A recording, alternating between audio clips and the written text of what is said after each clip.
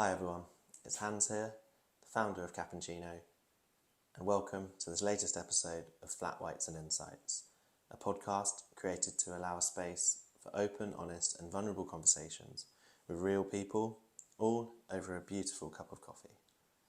We're here in my home, so I'll be providing the flat whites, and my guests, they'll be providing the insights.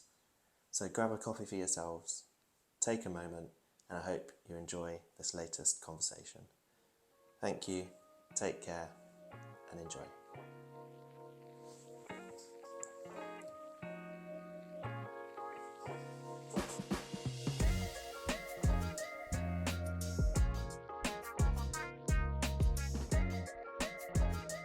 Erin, hi. Feels very formal using your name. So this one's a little bit different for myself, as obviously my sister. Yeah. So kind of family theme to this one, but thanks for wanting to come on the podcast as well. That's all right. Cool. And no, it's really good. And I think we were just actually chatting before we hit record. I think it'll be interesting that there might even be some things that like we might find out about each other on this, because you know, some siblings like talk all the time and they like share everything. Like we're close, but maybe not in that same way. Yeah. There's probably topics that would come up that we probably would have never shared. Not for any reason, but just exactly. Just haven't. So it'll be interesting. But obviously, to me, or like my little sister. But for people who don't know you, don't know who you are, you're right to give a brief introduction. Yeah. So I'm Erin. I'm 23. As I've been introduced, I'm Hans's brother. Not brother. I'm Hans's sister. But I am a PT and a yoga instructor, and I'm now doing my Olympic weightlifting qualification as well. So that is me. And it's official that is what I'm doing because I left my Tesco job last week. So there we go. So that's it. So the career jump is here. The career jump is here. So that kind of PTing as well, which is awesome to see you kind of get into, and I guess kind of that self-employed in a way, but then kind of working at different gyms. Yeah. I know ADVHQ. Yep. Make sure repping the brand. Repping that today. And I know I came to see you and Annabelle, like our sister, compete there. It seems like a good bunch there. But I guess we'll start with like, what is it about? We'll go exercise as a broader thing that you think. Feels like a place that what's the benefits for you, really, I guess? I mean, I think I've always liked being active. I think even from like a little kid. Yeah. I've always like had a lot of energy, I'd say. But I think as I got older, I think definitely when I went to uni, it was that's probably where I started my actual like love for like fitness and actually going to the gym. Yeah. I was in badminton at uni and things like that. And I think, to be honest, it's like, the way I describe it now is like, I think at uni it was probably like the light in the dark of everything. Mm-hmm. Almost a place to kind of escape from and I'd say it was like, going on. Yeah. To be honest, probably it could have been viewed as a bit of an obsessive thing. Maybe not the healthiest relationship with exercise. But now I'd say that like it literally it is literally my whole life, and it fills my life with light instead of it being like the light in the dark. Yeah. So I think like mentally it's amazing for me. I think the connections that you make. Yeah. I mean, I think with anything it doesn't have to be fitness, but anything that you do that everyone has the same interest. Yeah. I think it's important to. I mean, for me, it's like football. You know how much I love football, and to go down to Didcot and things. But it's important to have something. I think a group of people that are not your colleagues, but that you have a shared like passion. I guess, as you say, like so, I could go along to the football. Someone I'd never met before, only see once a month, and we know we're going to talk about what we're going to talk about. And similar with the gym, I guess everyone's got that same, and I guess a common goal as well. I think definitely. I'm gonna probably end up mentioning ADVHQ quite a lot. But I think, so I did criminology at uni. Obviously you know that, but people don't know that. People don't know that, yeah. The criminology, and before I even went to uni, I mean, you might not even know this, before I went to uni, I thought about doing, like, sports science and being a PT. Yeah. But I think then, I knew about like sports science stuff. yeah, Yeah. but then in my mind I just thought, oh, there's too many PTs in the world. I Yeah, that's fair. don't know whether I'll go down that route. I'll go into criminology, and I thought I wanted to be a police officer or prison guard. Soon decided that I wasn't going to change the system, so decided against that. Yeah. But obviously graduated, and then actually through our sister Annabelle Yeah. found this gym, and then I think I'd never been to like a small gym before, where it is like much more. It's mainly like classes based. So I now work there, but I obviously started out just going there. And yeah, I think I'd never really felt the like gym community that you can get. I'd had that at like badminton and sport at uni in like the society. Well, you got like teammates and stuff. It's And like, yeah, I loved the sport at uni, but it was mainly that's probably where I made the closest friends at uni and things like that. No, it's cool. And I think definitely from what I've seen about that, or definitely yourself, it seems like, well, pretty much if everyone see you on it's every day pretty much. You were probably at the gym this morning. Yeah, I was working this morning. So Yeah, probably at the gym this morning, but like early starts as well. And then tomorrow doing a kind of challenge, aren't you? Like lots of burpees. And yeah, tomorrow I'm doing a 12-hour workout to Yeah. raise money for a defibrillator. So this isn't at this gym. It's I teach yoga at another gym in Reading called Warehouse Fitness. And me and the other 3 coaches are doing a 12-hour workout to raise money for a defibrillator for that road, which is cool. Amazing. Yeah, which is a cool cause as well. Like I know it's so important then because you never know when you might need one really. So it's great that that's there for the public. But no, that's interesting. And you touched on it there, yoga, which is, I don't know, you might think they're not massively different. You probably think there's elements where you're in the same focus mode. I don't know if it's very different mindsets to you when you're doing your yoga to your gym or your exercise, but sometimes when people ask what you do and I say, oh yeah, she does like PT, weightlifting and yoga, people are a bit like, oh, like they seem different. No, it is. I think it is a. I mean, I was about to not big myself up, but I think it is quite cool. It's quite cool to be able to have all of them, not even just for myself doing them, but like the fact that I'm able to offer all of that. Yeah, I guess like what you Which said, is cool. you thought there was too many PTs in the world. There's probably not many PTs that do weightlifting yoga. So I think like as I go, combination. so I'm relatively new to it all, but I definitely think like longer down the line, I definitely want to be able to incorporate like all of it, like offer a service that would incorporate all of it, or work like with weightlifters for yoga, because I think like all of it is very linked. And even like yoga, so I only got into yoga really through lockdown. I feel like a lot of people probably did, to be fair, because it was like it's a very easy thing, it's accessible. Yeah. You can do it at home. A lot of people probably got into it, but then not a lot of people go over to, was it Thailand where you?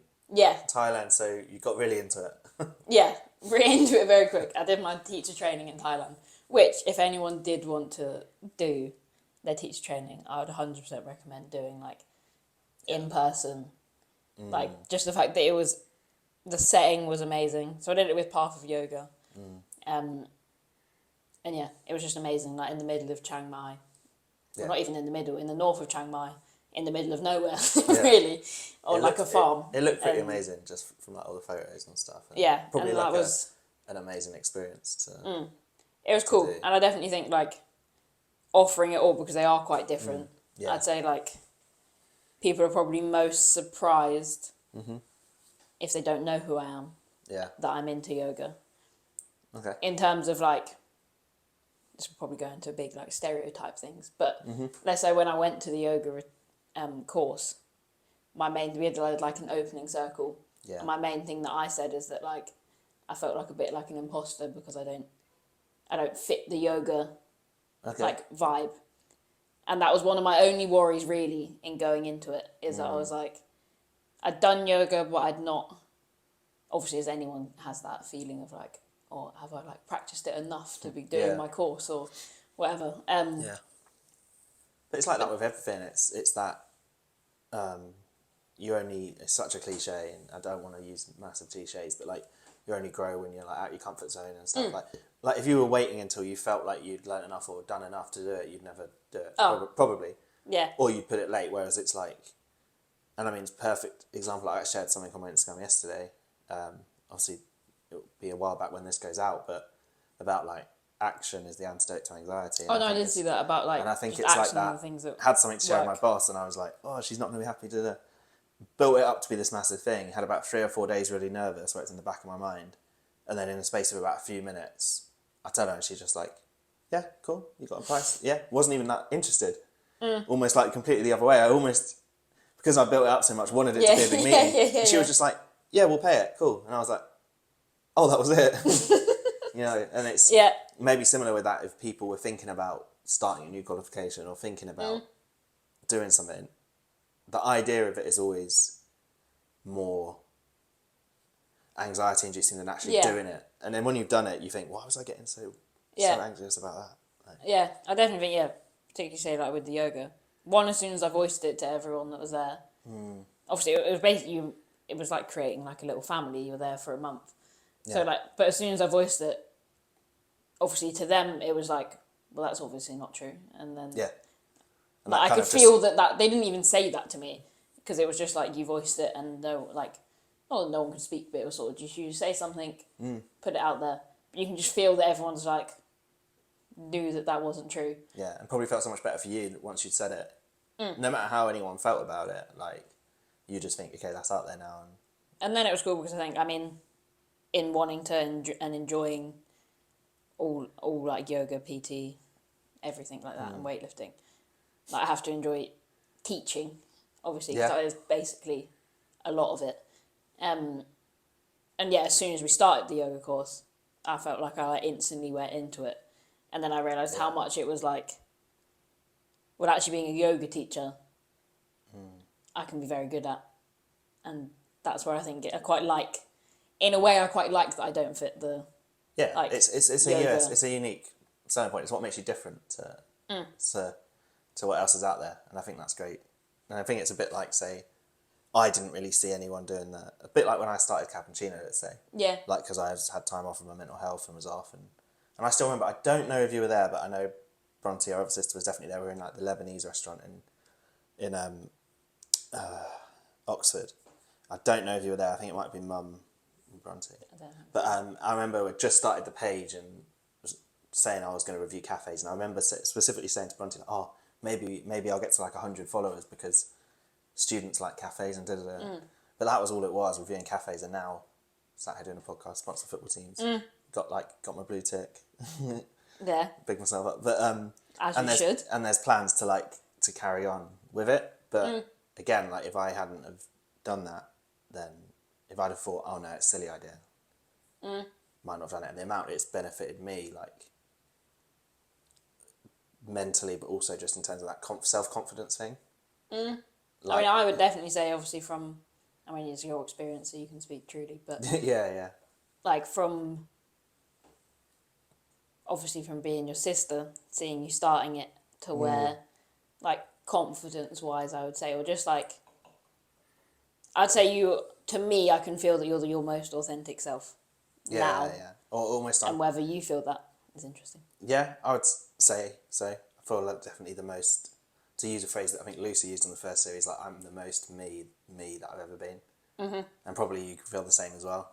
I don't know, again, it's your own space, but just feel like with those passions that you're doing, and even if some people might think, oh, well, you can't do yoga with weightlifting, you're like, yeah, well, they're two things that I like, so I'm going to make it work. And a bit like coffee and football and mental health, do they go together? And now, from doing that, have a sponsorship with Restore. I'm co-hosting an event next week about being a mindful mate and everything. Like, Oh, yeah, I did see that. and it's actually allowing me, even in my job, to I finally become more comfortable and confident in myself at the workplace that I'm going to spend my energy on the projects that I want to do. I don't just want to fit into what they're doing. Yeah. If everyone just did that, then places would never Yeah. improve. I think it's like if you're really doing what I definitely feel from doing now, like finding what I would say I would like to think I'll do for a very long time. But once you know that you've got like passion for something, it becomes easy to then like bring it into everywhere. So like in terms of like the energy that you bring it might seem like you're doing a lot, but because it feels right, it probably feels like it comes naturally. Yeah, That makes and sense. it feels natural to you. So it's almost like, and I think because people say that, like, or how you view things is the way that life is. So, and then everything just seems a bit more effortless and easy because you're just not fighting, trying to be someone, or I don't know what I want to do or whatever. Like even menial tasks can become like, Yeah. you And I find think you find like the joy in it, or it just takes the stress away from it a little bit. Like I was trying to think, I'm really bad at remembering quotes. I always read quotes and think, I need to remember that, but then never do. But it's something about joy, and it being like something about basically saying that, like, if you can't like find, like, joy is the energy that you bring to something. Like it flows, the joy flows into what you're doing. So it's that's not what like, yeah, you're not going to find joy in an activity, or you're not going to find yeah, joy like if in you something bring else. Yeah, the energy that you bring to it is what will find the joy. If that makes sense. Yeah. Like if you can find the little things, yeah, will reach the joy. the joy. Yeah.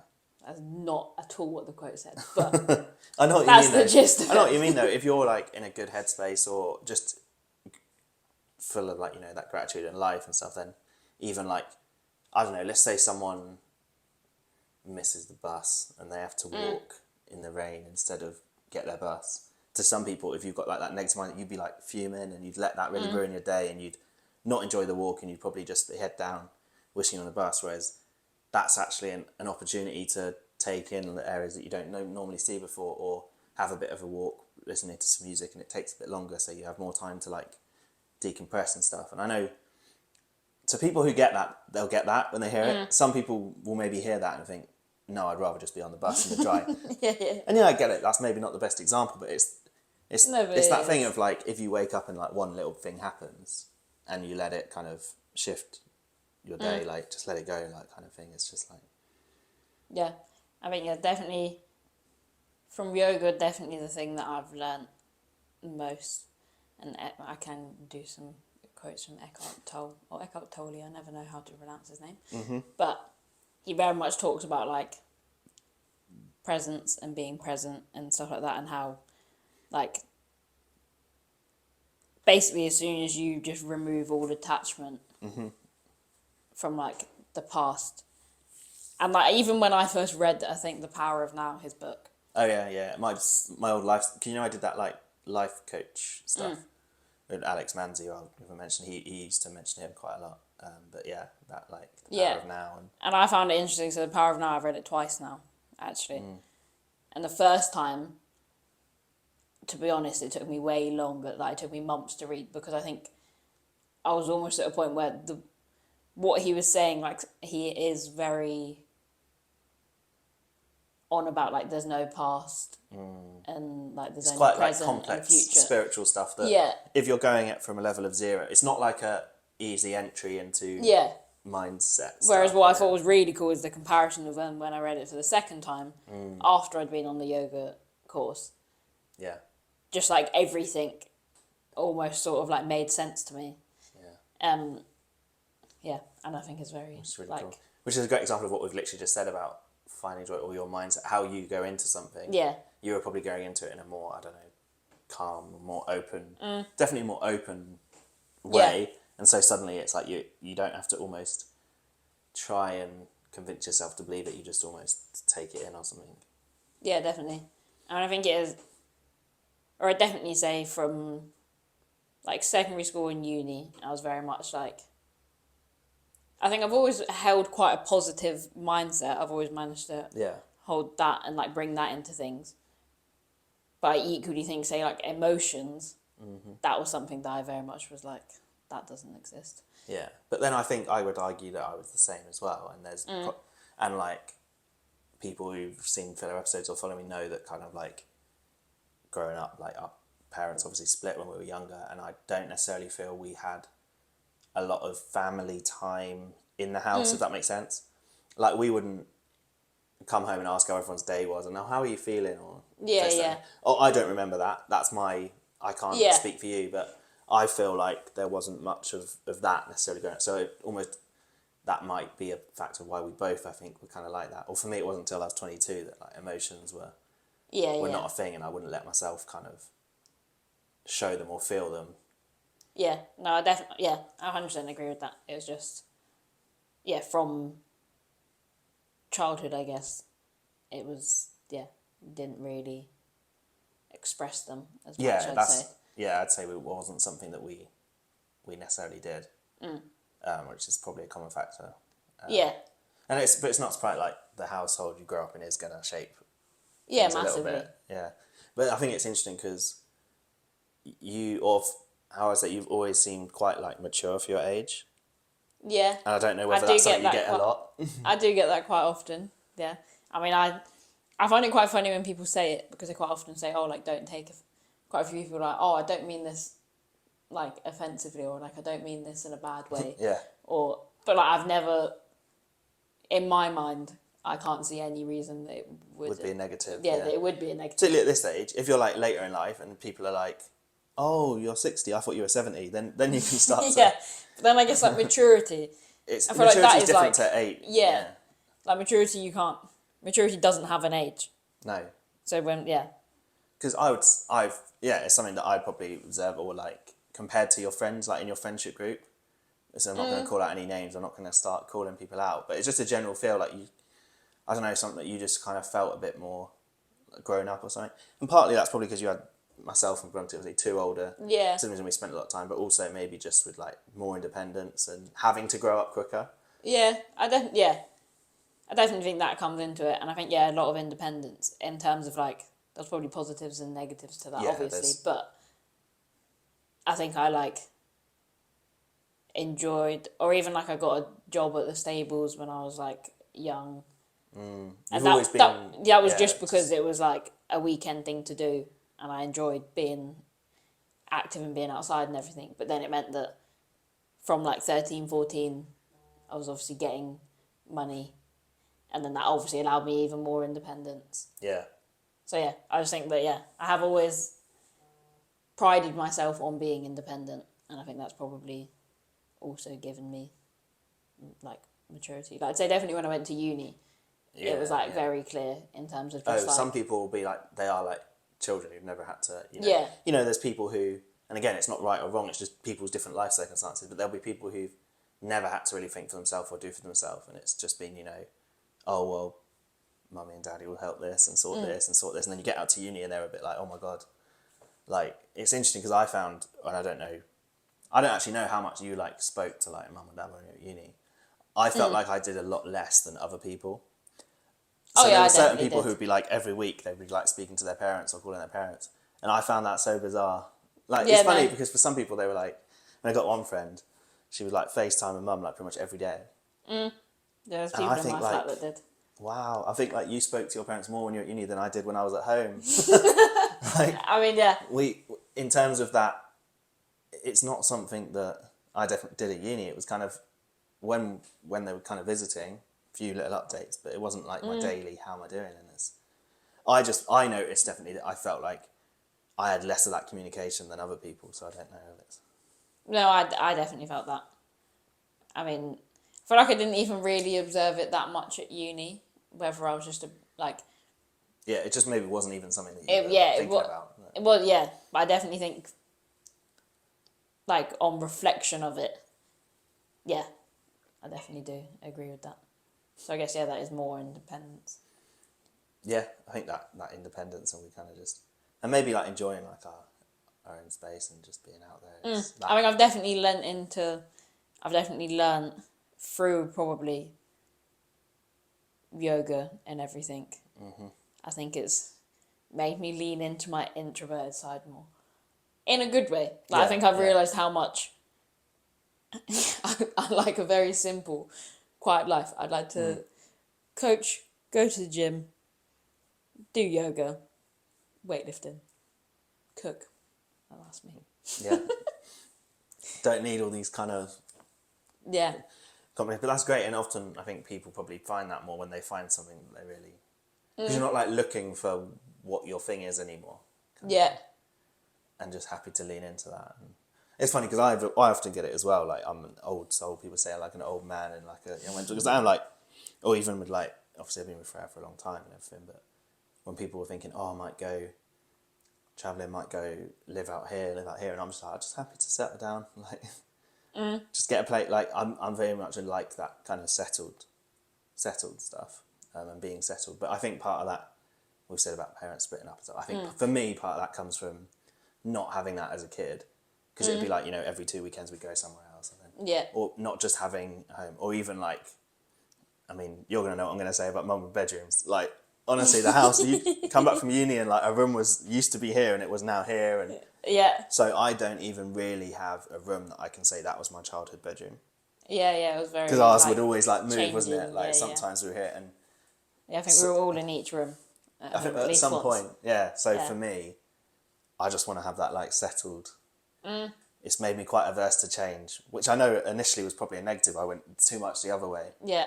But now I'm starting to lean into, you know, change is good, and you have to change to grow. Like, you can't grow without changing. So, I mean, going back to the okay cliche thing, like, I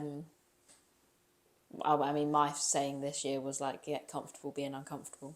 And I think that probably comes with like some change is good, because I think it means, well, you always have to be progressing in life, yeah. but like I think change does mean yeah. progression. I think a good way to think about it is, if you don't change, everything else around you is always changing. So you're actually going to be falling back. Yeah, that's a good point. Like, you know what I mean? Life moves like, fast. Life moves fast. Or like, from an organisation and team thing now, even just thinking about, without getting too like corporate in the business, like, if you just do things the same way, all your competitors in the world is going to change around you, and suddenly, by you thinking that you're staying the same, you're actually moving backwards. And I think it's the same with people, I guess. I think particularly I say like, I mean like PT, like the PT world and fitness industry, I think it's probably the biggest it's ever been. Yeah. Particularly on like... Is that off the back of like lockdown and stuff? Yeah, particularly on like Instagram, there's just like, there's a lot of like different pockets of it that are sort of like coming, like hybrid athlete is a huge topic at the moment, where like people are sort of like all going down that route. And like I would probably say that I am sort of in that, but then it's like a whole thing. There's just a lot of topics basically in the fitness industry, I'd say. Yeah. That we could go into, but... That's what you mean, though. A lot of different categories, or this, that, and the other, and people trying to, Yeah. I guess, build on the fact it's growing as well. People are going to want to jump on that. Yeah, and I think partly that was sort of... That's, if I'm honest, before actually committing to doing the PT, that almost like scared me, because I was a bit like, in my mind I was thinking, oh, if I want to be a PT, then I've got to want to be like this huge like influencer and like work with Gymshark or something. Whereas I think it's like realizing what, like knowing what I want to actually do and like my purpose in it, And and it doesn't have to fit that, and that is Yeah. My boss talks about that a lot. Like, that's that book by Simon Sinek, Start With Why. And I don't know if you've read it, but it's a good one. It's basically about whatever you're doing, really just take it back to that question of why, and like don't forget your why in whatever you're doing, because I guess like with any industry, like you'll see all these people with like the advertising, but it's like any industry, like that's not the reality of it really. Yes, there's certain industries where it's better, and there's a lot of the influencers and they use it to market, but there'll be a lot of PTs that probably aren't even like doing all that. But people just, as you say, that's what people see, like growing up, or that's what people see. Yeah. And so kind of changing that, or showing that you don't have to fit into that, is pretty cool. And I think it's definitely like, because I've now left Tesco, so I was like coaching at ADVHQ, but I didn't have many like one-to-one clients yet, because I was still like between working at Tesco and working there. Yeah.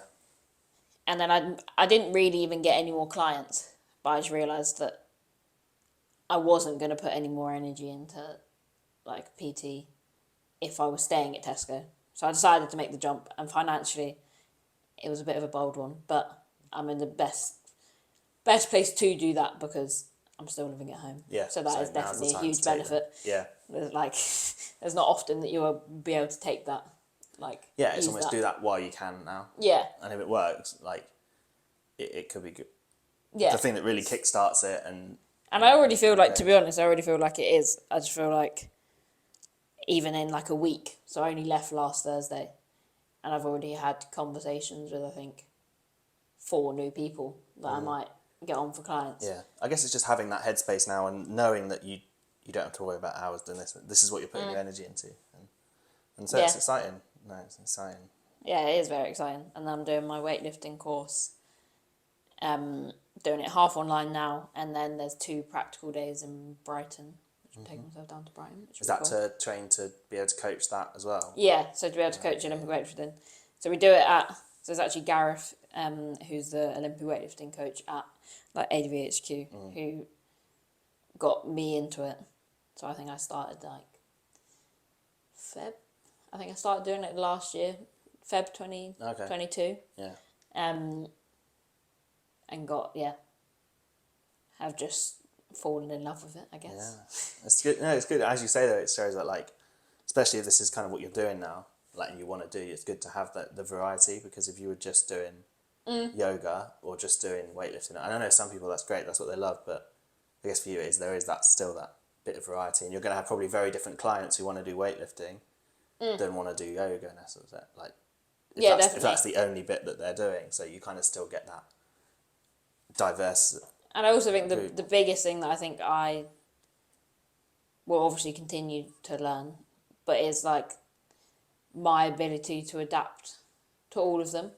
Because let's say like going from yoga and breath work, and I think that like that's incredible, and I think that I would promote everyone having a like doing breath work, even if they didn't want to then get into the like yoga flow side of it. So I guess you can do that just sat like at your desk or something. Yeah, you can, like you can use it at any point if you. I think yoga can often seem like a scary thing that's like, oh, I'm not flexible enough or whatever, which I think is a very common thing. But it's like yoga as a whole is more actually, well, for me anyway, people can define it how they want, but what I take from it more is like moving intentionally. So like you're connecting your breath and your body, and that could literally be done, like we could do a full yoga flow sat on this chair, and it would achieve the same as if you were doing some crazy yoga pose. Yeah, it's more like the internal stuff, isn't it? Than external. And I think even in the space of me getting into it, just like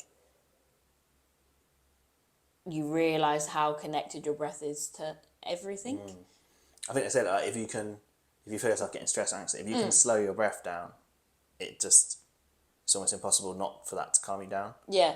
And then what I think is cool and what I would like to hopefully be able to like bring it into everything in terms of like, I would say in my fitness journey, getting into yoga and understanding breath work and like how just being aware of my breath means I can control it even in like a fitness side of things. So like so it then helps with like the weightlifting side of things, or even weightlifting is very sort of Olympic weightlifting particularly is very like technical thing, and it just again takes a lot of like you're moving yourself around a bar and then throwing it above your head and all that. So like if you're not breathing correctly, then it's quite likely that keeps that kind of calm, solid foundation that keeps you like you go off. So and then anything like outside of fitness, even life, it just helps with just staying calm and like a lot of people like I know Freya says all that she's like, oh, Erin is so zen, like she's just a chilled out person.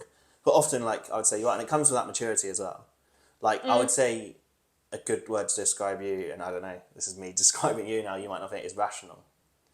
Yeah, I would say I've discovered how almost to like a point of like I think I have a very, very logical brain in terms of like a rational logical brain, if that makes sense. Yeah, like my brain is you don't let like the emotions and stuff cloud judgment or something. It's like what is a sensible thing? Obviously this is not always. Everyone's going to have don't get me wrong. Yeah, of course. Yeah. I've made many stupid decisions in my life. And no, but then everyone has, right? But in terms of in general, if I would think, some people, like, I just think you're quite like a rational person. I say a lot of my friends or people, like, I always have felt that I've been like the person that a friend would come to if they need like an honest answer. Yeah, not the answer they want to hear necessarily. Yeah. And like, I mean, I'd hope I like it as me, but like I like that is who I am and that's what I can offer. But then I also think that it's like, I think I'm a very understanding, rational person, if that makes sense, in terms of like So you'll like if you're saying something empathetic. I'd say yeah, I'm very rational good but at, empathetic. yeah. Like if you're, which I think is so important in any walk of life, empathy. Like, yeah, you can tell people maybe what you, but you know they're not going to want to hear it, so you're able to deliver it in a way that's empathetic. I think being able to say things in an empathetic way, which I guess is a huge thing that will help With like with PT and oh, stuff like PT that. definitely, because there's going to be times in PT when you're going to have to deliver difficult news, like, or you're not achieving how I want you to, or you're not doing this, or though a lot of it, I guess, not is even not that. I based on think what it's you like want. if someone's struggling with something, I think it's being able to like, I guess empathy in terms of like, obviously my fitness journey and the client's fitness journey is entirely different. I think that some people might be like a one size fits all thing, if that makes sense. Oh yeah, Whereas almost like, this worked for me, so it's going to work for you, which just is whereas not it's the like case. Yeah. the client's body, lifestyle, everything is entirely different. So it's like being able to view that and understand that not everything's going to work for one person. So it's like being able to adapt and change to that. And I think empathy is definitely obviously a huge thing because it's quite a vulnerable thing, I'd say. Oh yeah, I think like so. Getting a PT can be quite a vulnerable thing. Yeah, I guess for a lot of people it's big to even take that step to do it. Like it'll be something they might feel nervous about. So it's important to have those characteristics of, but being irrational and being able to say stuff that they don't want to hear is important as well. Because there's no point getting a PT if they're just going to tell you you're doing all the right things when you're not. Because it's a waste of, or how I would say that's a waste of everyone's time and and money. I guess you can't be a. But like you couldn't be a doctor, and if someone's ill but you don't want to, like you don't want to upset them, then you can't say no, you got nothing. And if they actually do, like not quite the same, but you kind of get what I'm saying. Like that's true. I think like, I mean, it was sort of linked and sort of just something that I keep meaning to say in this is like on about like phrases and things like that. So I've obviously said that like get comfortable being uncomfortable. Yeah. But then also one of the things that I always say to myself is like perspective is power. Mm-hmm. And that's one thing that I think probably over the last like 2 years has been like the phrase that's always stuck in my mind. The one that you feel has resonated with you the most. Yeah. Because I think obviously you can say I'm like a rational person or whatever, but obviously a lot of things, life or whatever, but I think it's like being able to understand that you choose the perspective that you take. So like you have the power. You have. Yeah. Like you have the power in taking the perspective. And obviously some things are very difficult to take that, and that like it's even understanding that of terms of like sometimes a perspective to take might seem like a negative one, but you've got to lean into it or something like that's like necessary. It's like when sometimes people think it's about positivity. It's all about don't feel negative emotions. It's like no, sometimes feel it. Feel it. If that's how you feel, then feel it. And it's the same, I guess, with that perspective of understanding that maybe you're not always going to be happy, not always going to be positive, but it is like that perspective. And it goes back to, I guess, when we were saying about if you miss the bus and you have to walk or this, that and the other. Like to some people they're really annoyed or would think it was the world's against me and all that, rather than just it happens. Like I guess like one thing that I find really interesting is I'd definitely say I'm like the happiest that I've ever been in my life, but I'm also the most emotional that I've ever been in my life. Yeah. And I think like before I would view emotional as like, emotional to me used to be probably a bit of a negative thing. That I wouldn't want to be emotional. Whereas now I'm like, I'm like 100% the happiest I've ever been. But equally, I definitely cry the most that I've ever cried. No, it's like in a positive way. It's a really interesting way to think about, like, because to feel anything, like when you allow yourself to feel, and you are in tune with it, you're gonna feel the highs higher, but the lows lower maybe. Oh, 100%. But it's a better way to be than just like not really allowing yourself to feel anything.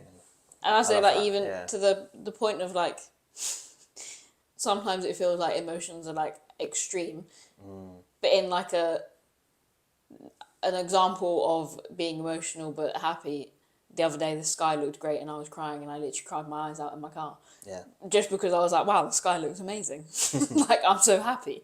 But then equally, there's been other times where, like, could be like a very small thing, or just in my brain, there's not really a logical thing, and it's learning that I think that's where I made the mistake before of being too logical in terms of Oh, like okay. being Almost logical. everything has to have a Like, reason, or everything. oh, has I to have can't a... think of a logical reason to be upset, so I just won't be upset. Whereas now it's like, oh, I kind of feel like I need to cry, and then you Yeah. cry, and then you're like, oh wow. Yeah, then you feel better because Yeah. it's like out. Yeah, no, I love that. I love that. So, I want to touch on something that there's a couple of things I want to touch on. So you said about comfortable being uncomfortable, and again, this might be an uncomfortable question. Well, like, what's the most uncomfortable you've ever felt in yourself, or In what myself. a place where you maybe felt I'm not being my authentic self. Probably at a mixture of, I'd say at school, like secondary school, I was very much wasn't myself, and I think if anyone, or even like college, so like even Okay, so if Lydia was listening to this right now, she Yeah. can vouch for quite okay, a light-hearted so she way would of say bringing almost into it. everything you're talking about now. If people only knew you from then, they would be like, who's I often think like say, like everyone at like this gym, AWHQ, met me Yeah. at the point where I think I had found like I'd like to think I was definitely on the journey of finding my authentic yeah, self. Whereas I always think it would be amazing for them to have met me, say, in college. Because, like, bless Lydia, she is still my best friend. But she was terrified when she met me because yeah, I used to just give off a very, like, when I went to college, I just gave off a very, like, serious. okay. And when we say about that, saying to people what they might not like, but quite like, oh, should have say it how it is, and so people almost be like, Yeah. don't, like almost like a don't get on the wrong side of. Yeah. I think, to be honest, I think a lot of people said that they were intimidated by me. So, like, Lydia was intimidated about meeting me. So she Yeah, met yeah. everyone else in the friendship group, but I didn't go on this, like, trip Oh, okay. to South Africa at college. So she had to come back and meet me, and she said that she was actually scared to meet me. Probably from what all the stories they'd said about you. And she'd just see me in class and stuff, just not giving off a very friendly vibe, Yeah. which I hope anyone who knows me now, and I hope even in this podcast, you can hear that, The energy's changed. like, I like to think that I'm a very positive Yeah. energy to be in people's lives. So I'd say that probably. And then also at uni, I'd say I probably wasn't. Like, I look back at one thing so I had therapy at the start of this year. Yeah. And one of the main things was breaking down the barrier. I had like a uni me and the like post-lockdown me. Because I'd say lockdown, for me anyway, was probably actually the best thing that ever happened to me. Yeah. Oh, it almost was like the circuit breaker. Yeah. Of almost like, what am I actually doing, or how am I spending my time, Yeah. etc. So yeah. Because you were at uni still when lockdown happened, weren't you? Yeah, so I was Just for finishing. context, I think I probably did better at uni for it because I was doing criminology, so it was an essay subject, so it didn't really affect. Everything just went online. It wasn't like it affected like practicals or stuff like that. So I think it probably actually meant that I focused on my work, but because I moved back home as well. But I'd say that it was breaking down the barrier of like uni me, and then like who I am now. And I think before that point, I'd felt like I'd like been on this journey, and I was like, oh, I feel a lot happier. But really, I was actually like not thinking about uni me. Yeah. Almost didn't want to speak to who that person was. I know what you mean. Yeah, it was almost like I put it in a box, and that didn't happen. And like even in like my first session, they were just like, I said like, oh, uni me, and they were like, so you, and I was like, maybe. Yeah, no, that's awesome. It's really cool to hear. And I think what's interesting you mentioned there about when you meet people at a certain time is how you kind of remember them. And I often think that about people who went to school with me, people who went to uni with me, compared to like what I'm like now, or like people I went to school with when I couldn't stand up in front of a class without crying because I really hated public speaking and hated like the attention on me and stuff. To now doing a podcast. Yeah, doing a podcast. And like, or standing up, and I love networking now because I think it's just that confidence in yourself. And I think I didn't hate public speaking, I just hated people seeing me because I just had such a lack of confidence and didn't like myself. And I kind of realise that now, but I was like, oh, I don't like speaking. It wasn't that, it was being seen, really, I guess. When I was at my lowest, like during school, which was probably when I was most uncomfortable. Yeah, I was about to flip it. I was going to say, I've asked you the question, so yeah, I was it's only flip right it that on I'd you. answer it, and I would say it would have been secondary school. The whole secondary school probably, but mostly year 7 to year 9. But I think that's because of the age, hormones and that, parents are just split going into secondary school. But that was definitely for me, like year 7 to year 9. I just was probably when I was most uncomfortable. Yeah, I feel like, how old? There's 6 years between us, so I don't know how old are you when you go into year 7? 11. 11. So you'd have only been like 4 or 5. So. Yeah, I was only like 5 or something. Yeah, but that was probably for me. Other thing I wanted to touch on, I'm kind of wearing on time, but you mentioned the exercise and everything. I've heard you use this phrase before, actually, when you said, and I think you used it on like your socials or something about light in the dark or something. Yeah. About how exercise gives you light in the dark. So, when you say about the dark, what was the dark? What was it you were looking to escape from? And I'm just thinking maybe in terms of if people are watching this and they're thinking, what kind of things and where can exercise help? I think just in life in general, there's obviously and to be honest, it might not even be a physical thing that's happening in your life. Like I would say, at uni I was in like a situationship, let's call it, relationship. Yeah. That was definitely that was really what I was trying to escape from. But even past that point, it wasn't really that. It was just, I didn't like who I was presenting myself as in that situation, let's say. And I think it almost it felt like that was the only time that, and I don't even think I'd always been an overthinker, but I would say that it felt like the only time that there was clarity. I felt calm, and it felt like I was a release, I guess. And and I probably, even the more going to therapy and stuff, I think I probably realised that I was probably lower than I thought I was at uni, I'd say. Because probably, I guess, at that time, if you're not aware of it, you don't know, and that's one of the big things. I think I've always been, in some ways it's been a very positive, in that I think I'm very headstrong in terms of keep going. And I think that in some ways that's a very good thing. So fitness, yoga and weightlifting world, it can sometimes be quite a difficult there's place sometimes to times you're going to navigate, or there's but I times think you're that's going to give up, really help me because I think I know that it feels right for me, and I think I know that I will be able to make this full-time financially work. Yeah. And I fully believe that. Whereas say at uni I probably was kept going without realising where I was at. So then I'd say there's times when that being headstrong, and I guess it's that independence, and if people pride themselves on being independent sometimes, that pride, it feels like a damage to their pride to ask for help and to realise you even need that help. So I wonder if it's kind of things like that as well. So I guess in terms of exercise and how it could help people, I think for me anyway, I think exercise can bring a lot more than what people sometimes think of it as being, of they want to obviously exercise can change your appearance or whatever. Yeah. But I think that's definitely the least thing that's on my list. Yeah. And I think it was mainly just you being able to almost, I guess if you've ever read the Monkey Mind, the book, I think it's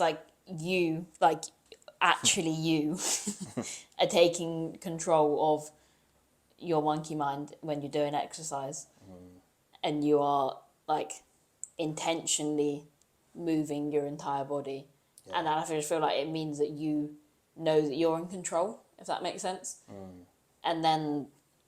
Yeah, because a lot of people say about how almost they make their best decisions, or it helps with their thinking, whether during or after exercise. Or I think just that movement, clarity. Yeah, I guess even it doesn't have to be doing mad strenuous exercise, but like I think for me anyway, and I've heard a lot of other people say it, if they need to think things through or process something or come up with ideas or anything like that, like going on a walk. Yeah. Is when people are like most creative. 100%. Which is so funny, like in meetings we're all sat in and sometimes go for a walk and talk. Like we're just introduced at work, like walk and talks once a week. That's really cool. Which is kind of fundamental. It's not really to talk about work stuff, but let's say it comes up in conversation. Like it just, like you say, getting outside, getting moving, you just... And that's where I think it's massive. I hadn't realised until I joined AWHQ, and I'm obviously going to promote it because I think it's an incredible place, but... like moving with people as well. So it's like everyone in there, you just feel very connected to everyone there. And just like the energy of, like I feel very grateful that I get to coach the energy of people all working out together. And it's just like, there's such like a range of fitness levels or whatever, but everyone's doing the same workout. Yeah. And everyone... not that it's going to have the exact same feeling at the end, but like... I know what you mean, no. It's as much as you're there as a group, everyone gets that individual sense of completeness and individual challenge. But... So yeah, I think it's... my main thing, I think, is what I hope to be able to bring people is for them to fall in love with movement. And I think movement is a much better way that I would like use to describe my like fitness, I guess. Yeah. In terms of... I think that's quite clear. We've obviously touched on it quite a lot, that I have, like, fitness. I've done a lot of, like, fitness comps this year and stuff like that, and then Olympic weightlifting and yoga. And I just think that there's something for everyone. And I think that's what I want to be able to bring, is that, like... yeah. Hopefully one thing that I can teach will align with pretty much anyone. Yeah. And it proves that... something. Yeah. And to be right, there's obviously even things that there is something for everyone. Like if people wanted to, any sport, and there's so many sports. Yeah. There's probably sports that I can't even name. No, exactly. And don't even know of. But I guess, like you say, it's that encouraging, whether it's through you or not. Obviously, it'd be great if it's through you because you're trying to, you want to help. But that's where I think it's like, I think I feel that I know that I'm going to make the whole fitness space hopefully a good, in terms of like, if I don't feel like I am, I hope that I can help someone. I still feel like I've achieved what I want to achieve, even if like a client's not signed up with me for years. But like I feel like I've offered them to some sort of movement. Yeah, I like that. Cool. So sounds like a good place to finish. I just one question which I asked pretty much everyone on the podcast: what is happiness mean to you? And they're going to say movement, but... Happiness. I would say happiness for me... I mean, yeah, obviously does involve movement. We've clarified that, though. Yeah. I think happiness is, like, calm for me. Yeah. In terms of, like, the feeling of, like, just contentment, I would say is happiness. Yeah, I love that. Rather than like pure exhilarating joy. Yeah, I would say, for me, I think I feel that I'm happy if I feel content. Love it. Thanks, Erin. Thank you. There we go. Very cool. Yeah.